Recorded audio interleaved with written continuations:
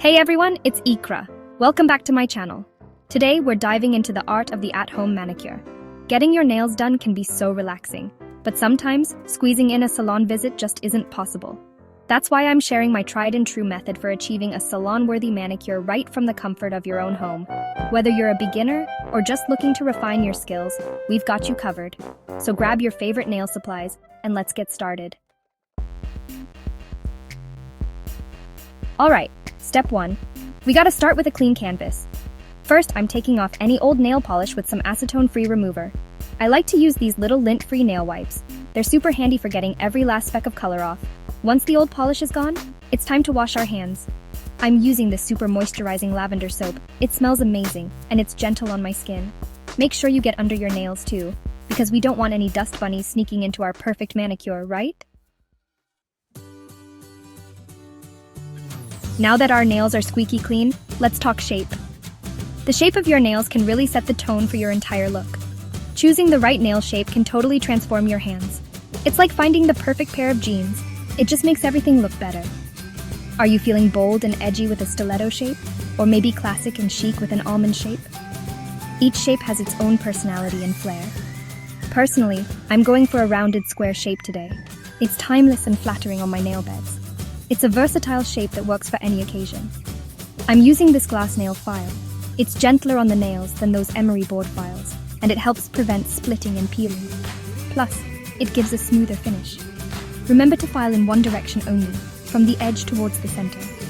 This technique reduces the risk of damaging your nails. This might seem like a small detail, but trust me, it makes a world of difference in preventing breakage. Your nails will thank you for the extra care.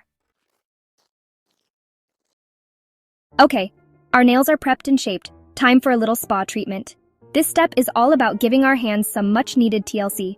I've got a bowl of warm water here, not too hot, not too cold, just right for softening those cuticles. The warmth will help to open up the pores and make the skin more receptive to the oils we'll be adding.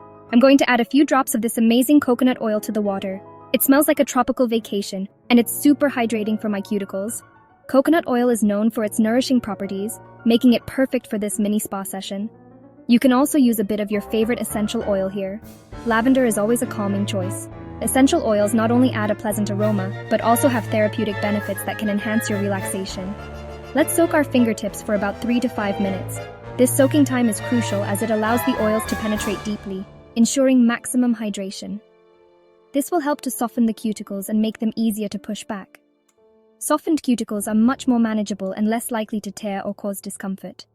While we're soaking, let's take a moment to relax and unwind. This is your time to breathe deeply, let go of any stress, and enjoy the soothing sensation of the warm, fragrant water. Now for everyone's favorite part, cuticle care. Don't worry, it's not as intimidating as it sounds. I'm using this metal cuticle pusher to gently push back my cuticles. The key here is to be gentle. We don't want to damage our nail beds. If you have any hangnails or excess skin, you can carefully trim them with a pair of cuticle nippers. I like to use these ones because they're super sharp and precise. After you've pushed back and trimmed your cuticles, make sure to wash your hands again to remove any debris.